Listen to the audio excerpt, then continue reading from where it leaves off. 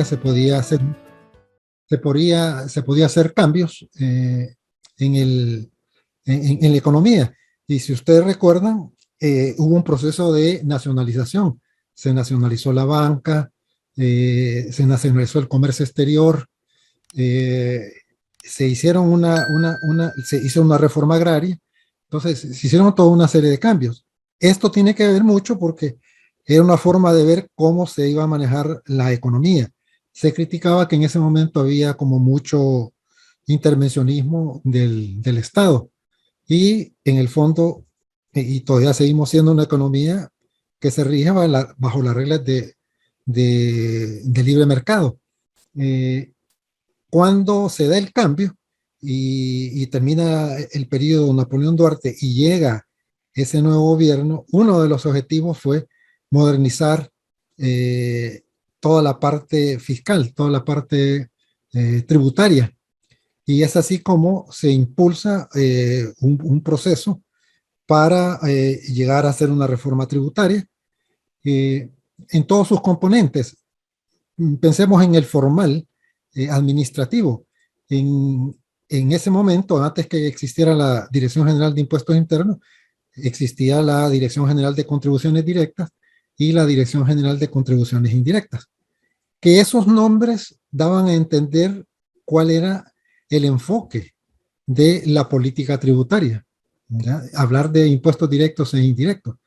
En los esquemas modernos tributarios, esos conceptos se iban abandonando y se iba tratando incluso de plantear las figuras de tener impuestos únicos.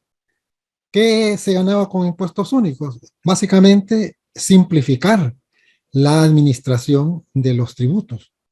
Recordemos que el principal cometido de una oficina de impuestos es garantizarle a toda la población de que los que están obligados al pago de los impuestos efectivamente lo hacen. Y en la medida que se tenga una estructura tributaria excesiva que obligue a administrar impuestos muy engorrosos, eso vuelve, aparte de burocrática, ineficiencia en ese control. La estructura tributaria en las figuras de directos e indirectos, sobre todo los indirectos, era un listado de impuestos impresionante, ¿verdad? Y yo, que inicialmente fui director de contribuciones directas y luego de contribuciones indirectas, para luego ser el primer director general de impuestos internos.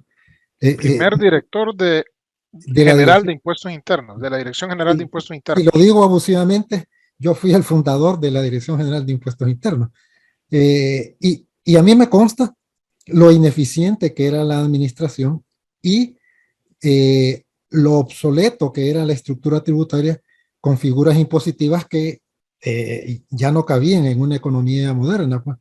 Entonces, ¿cómo eran esas figuras que existían anteriormente al IVA, licenciado? En el IVA teníamos un impuesto a las ventas, ¿verdad? Que inicialmente se manejaba y se respaldaba estampando en las facturas lo que se llamaba timbre fiscal. Eso después se fue modernizando y se creó un sistema que se llamaba de acumulación. O sea que al final del mes... timbres de antes, como estampillas.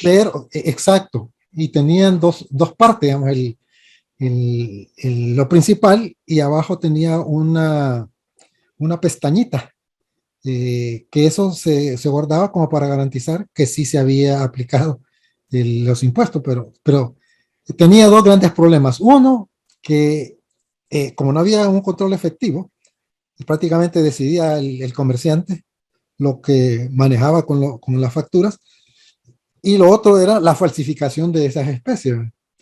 Se falsificaban los timbres. Había un señor famoso que creo que no es pecado porque al final se hizo público en los medios, era un señor famoso comandario.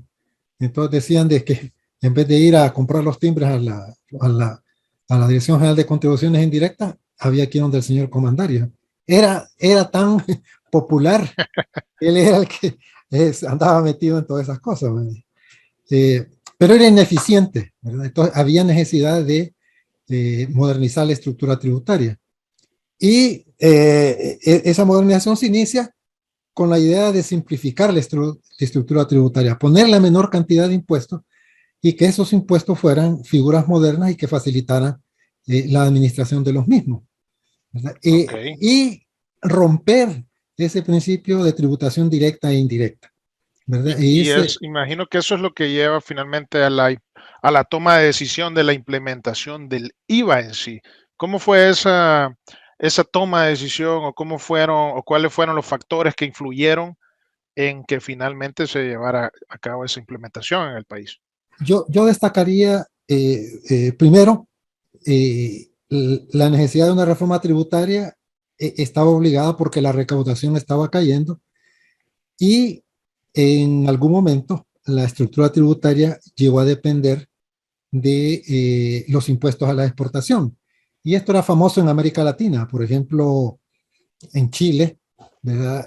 La principal fuente tributaria era la tributación a las exportaciones de los minerales, principalmente el cobre. ¿Verdad? En Venezuela, a la exportación del petróleo, cuando no eran nacionalizados, sino privados. Y en el caso de El Salvador, los impuestos a la exportación del café, ¿verdad? Y otros productos como el azúcar eran las fuentes principales. Pero el café empezaba a perder importancia y era muy variable porque en algunos años el precio era muy bueno, pero en otros momentos el precio bajaba drásticamente. Hay todavía una figura aquí, por ejemplo, el impuesto al combustible. ¿Verdad? Si baja el petróleo, baja la recaudación. Si sube, aumenta ese tipo de Sí. impuestos. Entonces, en ese tiempo, el No, café, eso era totalmente contrario a la doctrina que se aplica hoy en día, de que las exportaciones no deben de estar grabadas. Entonces, en aquel entonces era al revés. ¿y por qué? Recuerden que en la medida que empieza a generarse el fenómeno de la globalización, en términos económicos implica que los países, si quieren ser parte de ese, prácticamente no se puede evitar. Eso hace en las globalizaciones que las economías se abran mucho más, ¿verdad? ¿Qué quiere decir que se abran las economías? Que si estamos algo parecido a lo que está pasando en el fútbol, si queremos estar en las reglas del comercio mundial, tenemos que formar parte de organismos como la OMC, ¿verdad? Que es la Organización Mundial del Comercio. Y luego en ese esquema de globalización, la OMC empezó a obligar a los países que si estaban en ese concierto de países, tenían que entrar en procesos de derogar los esquemas proteccionistas que se dieron en el esquema del proceso de industrialización, de sustitución de importaciones que se llamó, en donde se impulsó el desarrollo industrial nacional y se le protegió con aranceles elevados. Cuando se da el fenómeno de la globalización, se da la negociación de una serie de tratados comerciales, todo eso llegaba a que en algún momento tenía que haber libre comercio entre todos los países del mundo. Eso implicaba pues que impuestos a los aranceles, impuestos a las exportaciones ya no tenía sentido. Entonces parte de eso obligaba a una modernización tributaria. Y se graba Y el consumo con el IVA. exacto, entonces dijo, mire, simplifiquemos, ¿verdad? Generamos una estructura tributaria que sea efectiva, no nos vayamos con eso de indirecto o directo, sino que definamos una estructura tributaria sobre los ingresos o sobre las ganancias y otra sobre el consumo. Eh, si nos queda chance, vamos a comentar por qué es tan odiado el IVA, ¿verdad? Porque al Sí, final, sí, ahí ya me están, déjenme su comentario, ahí ya están comentando algunos sí, de que el IVA empobrece a la nación, que no sé qué. Vamos a comentar eso. Si usted tiene sí, alguna opinión al respecto, déjela ahí en los comentarios que luego la leemos. sí, correcto. Bien, bueno, ya en esa época me imagino también que el país afrontaba nuevos retos, ya se estaba por firmar la paz o ya se estaba en ese proceso y se iba a necesitar una serie de nuevas instituciones que iban a surgir de los acuerdos de paz y había que financiarlo, entonces se necesita una nueva estructura. ¿Cómo fue todo ese momento histórico? Tal vez nos puede comentar acerca el proceso político que se dio en la Asamblea Legislativa de aquel Sí, entonces, sí, que no fue sencillo, me imagino. Deben de haber sí. existido muchos en contra del IVA y no fue sencillo aprobar esa ley e implementarla. Sí, quizás empezando por eso último, en la discusión política y al final en la aprobación de la Asamblea, todos los políticos, los de derecha que estaban impulsando el tema del IVA, los de izquierda que se oponían y otros, inclusive el sector empresarial, ANEP, se oponía a la figura del IVA, ¿verdad? Eh, eh, pero en el fondo, sobre todo en el caso de los políticos, sabían de que era necesario el IVA. Y eso sí yo lo viví, porque los mismos políticos, y sobre todo en la plenaria cuando se aprobó el IVA, que por cierto empezó como a las 9 de la mañana y terminó como a las 4 o 5 de la mañana del siguiente día, Ahí está eh, usted, licenciado, en esa ahí aprobación. estaba y era duro. Entonces, los políticos de oposición llegaban y me decían, mira, no es nada personal, estamos claros que este impuesto tiene que aprobarse, pero no vamos a perder la oportunidad de sacar raja política, porque este es un impuesto impopular, castiga a la gente, ¿verdad? Y entonces vamos a criticar.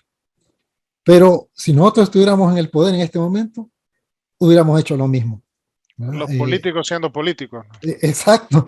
Es decir, criticaban, pero en el fondo sabían que le estaban ahorrando un costo político. Si ellos en algún momento llegaban al poder, era mejor encontrar ya el IVA y no llegando ellos tenían que aplicarlo. Entonces, eso era, digamos, lo contradictorio. Lo otro que sí es importante y que hoy está muy de moda, observar eh, procesos que llegan a llamarse hasta milagros económicos. En ese momento que se estaba haciendo toda esta reforma, los ojos estaban puestos en el fenómeno de lo que estaba sucediendo en Chile, ¿verdad? Chile había modernizado la economía y dentro de las políticas públicas el tema fiscal era fundamental y había hecho una reforma tributaria muy buena y que había dado excelentes resultados. Eh, ¿Cómo generar el equilibrio de una estructura tributaria para poder estimular también el crecimiento económico? Porque normalmente el poner más impuestos, uno de sus efectos puede ser ese desestímulo pues, a la actividad económica, a las decisiones de inversión. Entonces se voltearon los ojos a Chile a ver lo que había pasado y en ese momento, pues Chile era el referente de qué tenía que hacerse en materia de políticas públicas, política económica. Entonces se basó mucho en el proceso que se hizo en Chile. Y en el tema de la estructura tributaria se tuvo mucho apoyo de expertos en materia tributaria que vinieron a ayudar en este proceso. No sé si habrá existido en ese momento alguna influencia de los llamados Chicago Boys que llegaron a Justamente, Chile. recuerden que el modelo lo arranca una serie de profesionales que también estuvieron acá, que eran alumnos de la Universidad de Chicago, que sus profesores habían sido los famosos Chicago Boys, Milton Friedman, ¿verdad? Que encabezaba esa lista, y toda esa influencia vino aquí, ¿verdad? Dentro de esa visión y tratando de seguir el modelo chileno, ¿verdad? Eso fue lo que impulsó en una serie de medidas, pues. Claro, hoy, después de tantos años, uno puede ver qué tan efectivas fueron, ¿verdad? Pero en el momento parecían las indicadas. También hay que aceptar que la economía es muy dinámica, es un comportamiento social y que lo que es válido hoy, mañana puede ser distinto por una serie de factores que pueden ir sucediendo.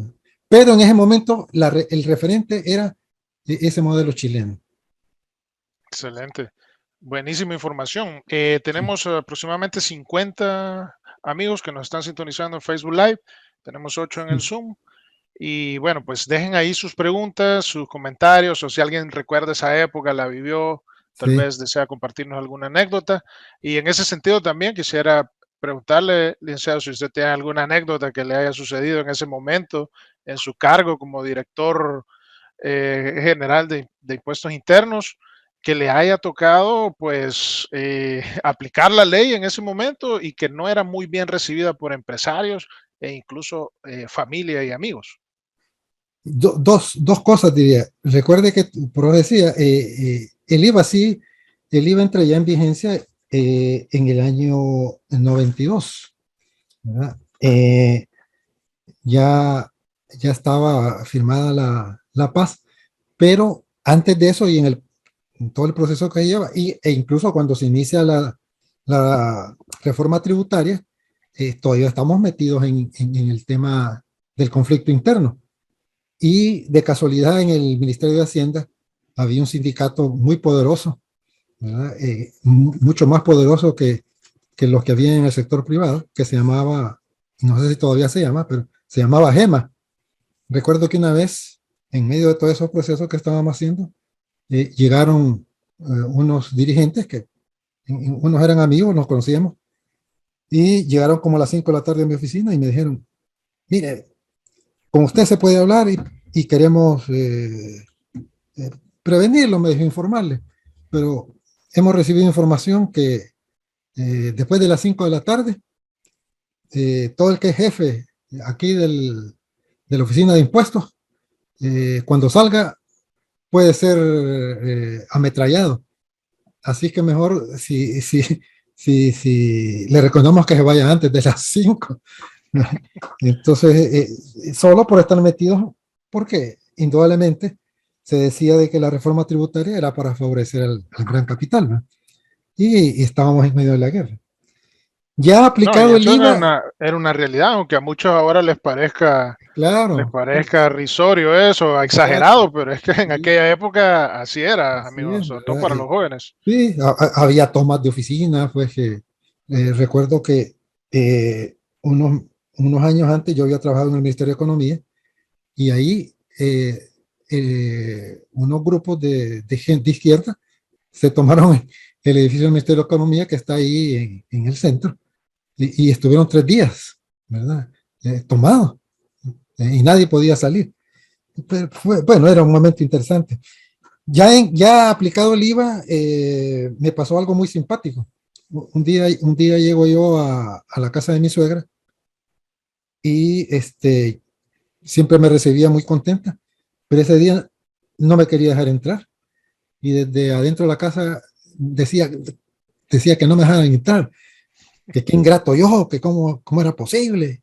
Y yo dije, ¿qué habrá pasado? Dije yo no he hecho nada. Al final, con ruegos me dejó entrar. Y estando ahí me echó como decimos en salvadoreño, me echó una gran loga y le pregunté que por qué. Mire, me dijo, y sacó una resolución que le estaban poniendo una multa por evadir el IVA, porque ella tenía un negocio de construcción. Y la resolución ya ni la vi, pero decía que yo la había firmado. Y es posible porque era el director. Eh, y realmente yo no, tantas cosas que firmaba, no me di cuenta que era el negocio de mi suegra. Eh, Afortunadamente no le pidió a la hija que se divorciara de mí por mal. Eh, Ahí Sí, puedo entender yo por qué la gente dice que el IVA es malo. Y recordemos que para los empresarios no es que lo paguen, ¿verdad? Sino que los comerciantes en general se vuelven los administradores en nombre del Estado de esa recaudación, ¿verdad? Para que al final recaiga todo en el consumidor final.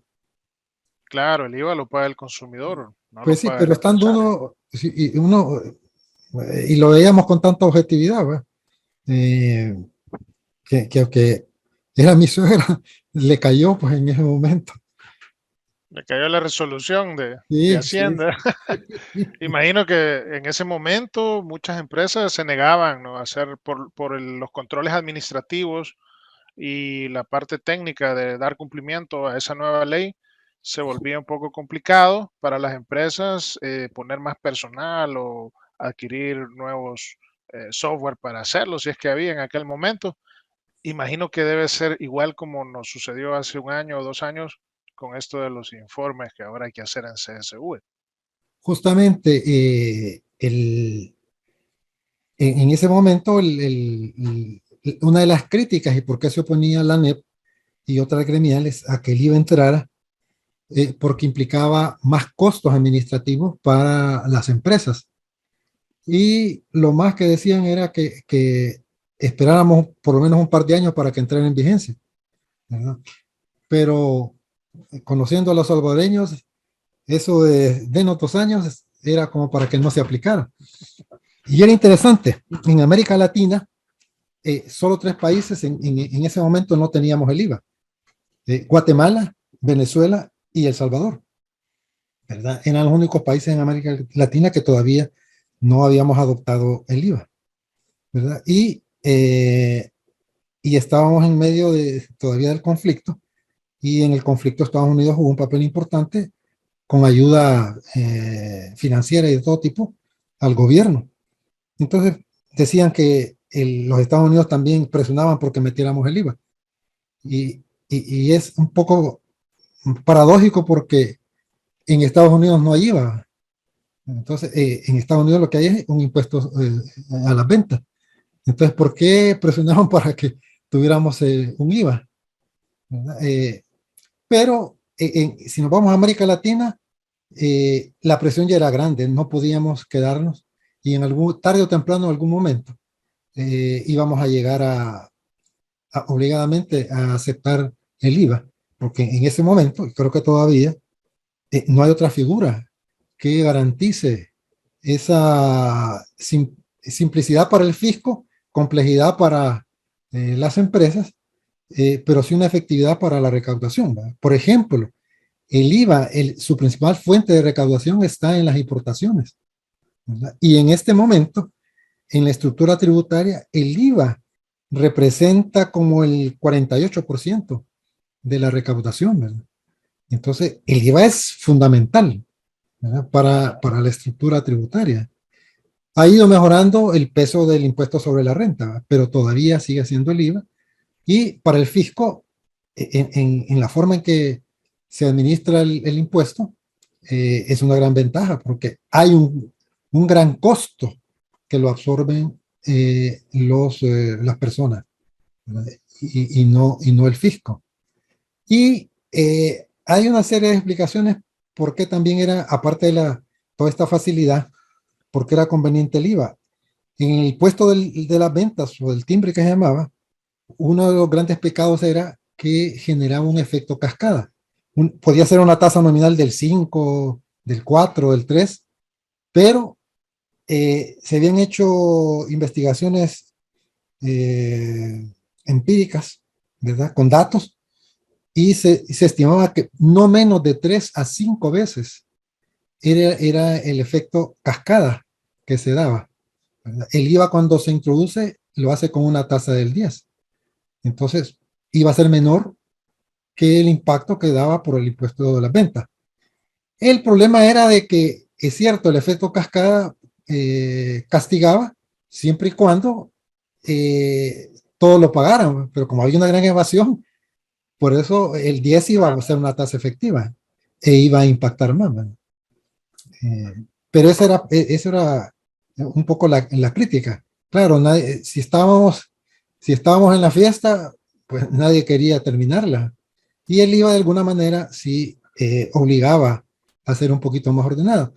Eh, Incluso si se maneja bien, ayuda a la competitividad, ¿verdad? Porque alguien que quiere evadir el IVA también está teniendo desventaja, pues, porque no puede hacer su juego de entre créditos y débitos. Claro, pierde el crédito fiscal si no Y se se inscribe sale en el del IVA. esquema, ¿verdad?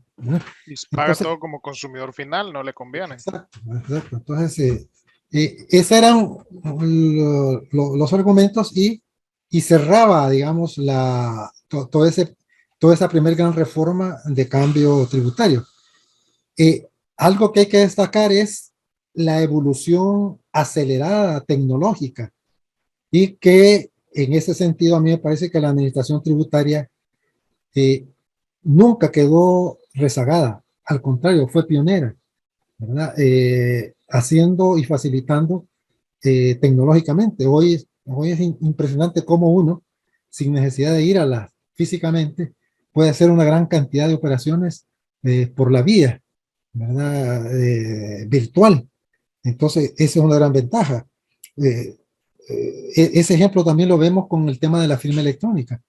Eh, Uno podía hacer una cantidad de operaciones con la administración tributaria, ¿verdad?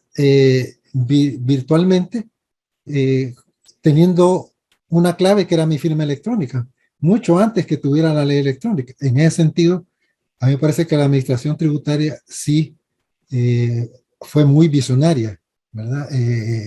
Y muy moderna, ¿verdad? Eso eh, por lo menos a mí me alegra, porque todo el esfuerzo de hacer una reforma tributaria era que no se revirtiera y que al contrario, cada vez fuera avanzando, modernizando, modernizando. Y yo creo que va por esa Eso línea. se ha logrado. En Sí, este y ahora momento con la la, polémica está en si se va a aumentar o no el IVA, ¿verdad? claro, Cuando me tocó a mí todo este proceso, fijamos la tasa en 10. Posteriormente se subió a 13. Hoy se habla ahí en los acuerdos con el Fondo Monetario, eh, pero subir, 15%. sí, ya castiga mucho más todavía. Sí. Pero Aunque, si uno, aunque sigue siendo bajo, digamos, a nivel latinoamericano, los IVAs ah, están más altos, ¿verdad? exacto, sí, sí. Pero sí le pega como va el consumo. Una de las críticas es que el IVA no es progresivo, sino que el IVA se vuelve regresivo porque castiga a los que tienen menor capacidad de ingreso, porque es tasa única, pero sumamente difícil decir, bueno, ¿cómo controlo a los que tienen más dinero para que la tasa fuera más alta y pudieran contribuir? ¿No?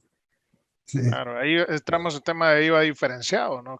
Pero claro, eso complica también la administración del IVA para las empresas. Sí, porque como dicen los abogados, que echa la ley, echa la trampa. Uno empieza a generar esquemas diferenciados y el contribuyente se ingenia para quedar en el régimen que le favorezca, pues, aunque Aunque no le no corresponde, sí. sea. Yo recuerdo en los tiempos de los beneficios fiscales, en muchas empresas se hacían piscinas y decir, bueno, mire, una piscina no necesita en la empresa. No, es que eso va a ser como una cisterna, porque en caso de incendio, de ahí tomamos el agua. ¿Va? Entonces, había una cantidad. O compraban carros de lujo y todo, decían, no, mire, esto es para la empresa. ¿Va? Entonces, cuando uno empieza a generar esos esquemas diferenciados, surgen todos esos problemas. ¿Va?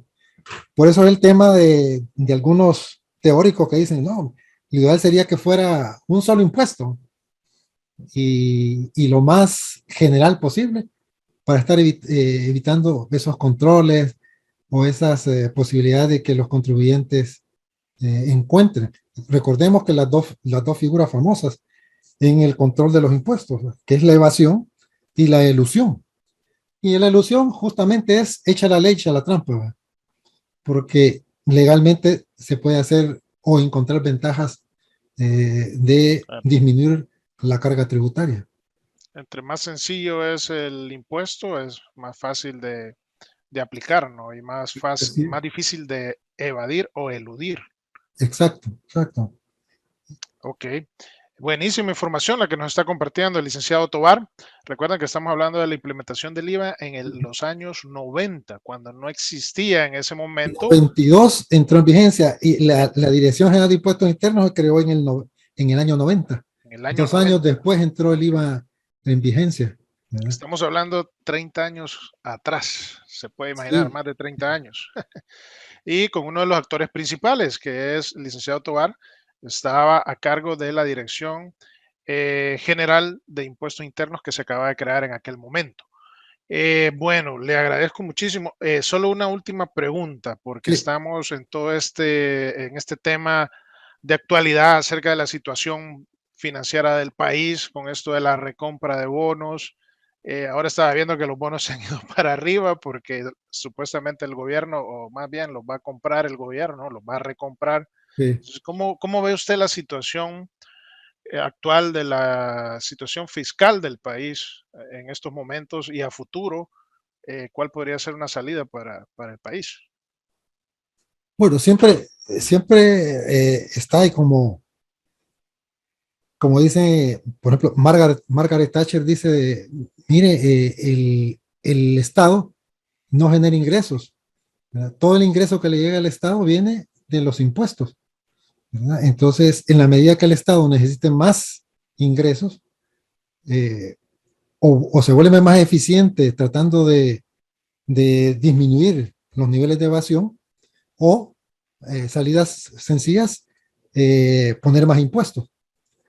Y eh, teóricamente se dice de que una disposición de los contribuyentes a cumplir con sus obligaciones tiene que ver el comportamiento del Estado. Es decir, ¿qué hace el Estado con mis ingresos? Si yo como contribuyente me doy cuenta de que el Estado está siendo eficiente con el uso de los ingresos tributarios, pues yo me siento satisfecho y estoy dispuesto a seguir contribuyendo. Entonces, los ingresos en los últimos años, los ingresos tributarios, han ido aumentando, pero también ha ido aumentando el gasto público. Entonces, aquí es como que el ciudadano tenga que evaluar si le parece que con todos esos ingresos que se están generando, el Estado está haciendo un uso eficiente y está solucionando los problemas que más resiente la población. Eh, pareciera ser de que los economistas que hacen todos los análisis, sí hay signos de preocupación de que si se mantiene la tendencia de esos gastos públicos y si los ingresos ya no son suficientes, y para cubrir esos gastos públicos se necesita más endeudamiento, entonces eso sí pone en peligro el equilibrio de las finanzas públicas, ¿verdad? Eh, Hay ejemplos de recompra de deuda. Chile lo hizo, ¿verdad? En sus mejores tiempos. ¿Pero por qué lo hizo Chile? Porque estaba en bonanza. Y entonces hizo una evaluación y dijo, no, mejor voy a comprar la deuda, porque voy a estar pagando unos intereses muy altos si yo tengo capacidad, ¿verdad? Y saneo mis finanzas públicas. Eh, Puede preocuparse en un caso que yo estoy comprando, que para comprar mi deuda pública me tengo que endeudar, ¿verdad? Es como en lo personal, ¿verdad?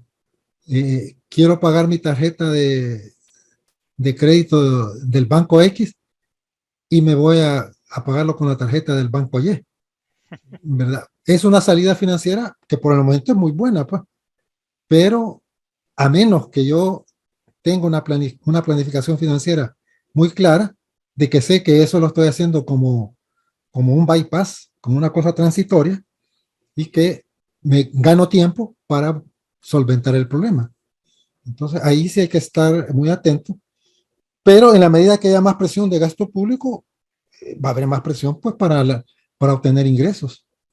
Y ahí puede ser de que haya necesidad de aumentar no solo el IVA, sino que a lo mejor el impuesto sobre la renta, o volver a figuras muy atractivas para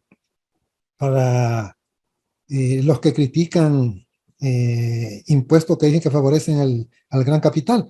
Son figuras como decir, pongamos impuestos a los artículos de lujo, ¿verdad? Pongamos impuestos a las propiedades de lujo y se empiezan a generar una serie de figuras y nuevamente empieza a atomizarse la estructura tributaria y encarece la administración, ¿verdad?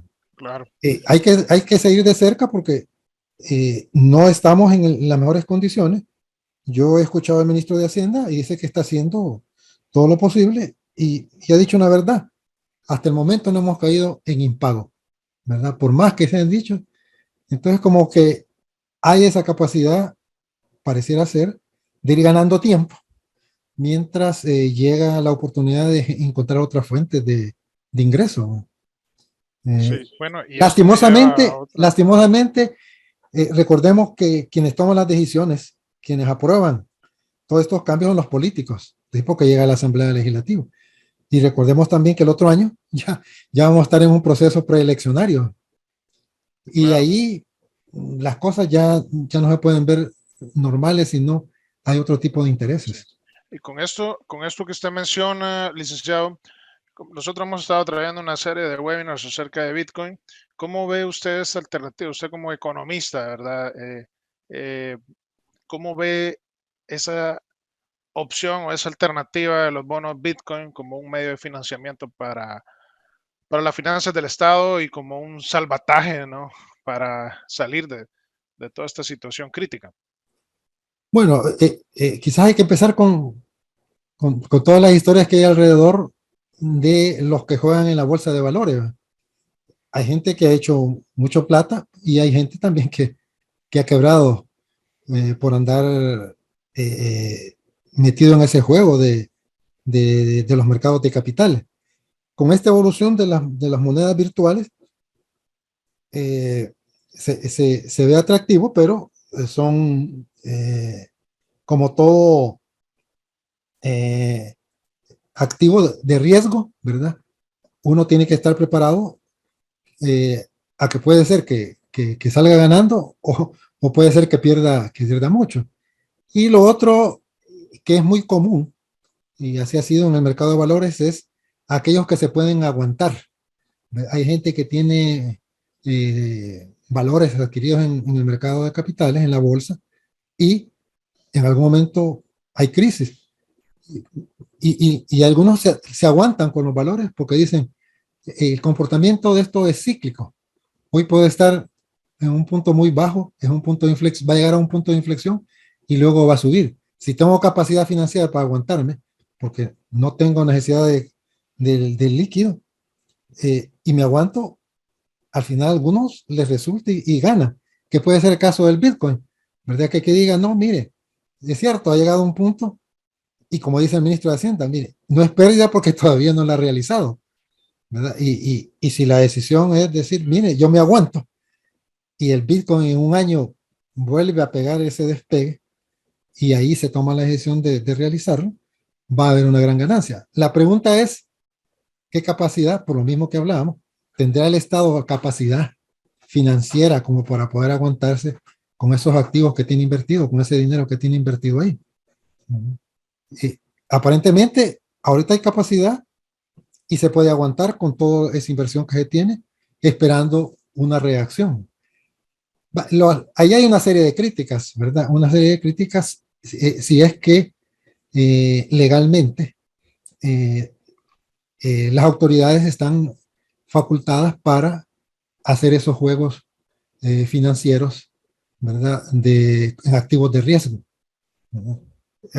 Yo no he examinado la ley, pero pareciera que la ley sí permitió eso, pues la decisión de qué momento hay que realizarlos y que quedaba a discreción, en este caso entendería yo, del ministro de Hacienda, junto con el presidente del Banco Central. Entonces, ellos que están viendo la evolución de los mercados, sabrán el momento oportuno. Y como digo, en muchos casos, el aguantarse y tener la capacidad de aguantarse, al final da ganancia. Muchos brokers se encargan en el mundo de andar comprando bonos basura, que dicen, porque tienen la expectativa que en algún momento le pueden sacar ganancia. Ese es el juego que hay en los mercados de capital. Excelente. Bueno, excelente. Nos vamos a ir quedando aquí ya porque ya tenemos aproximadamente 40 minutos. Eso es todo, sin más. Me despido. Nos vemos la próxima. Buenas Hasta luego, noches. licenciado.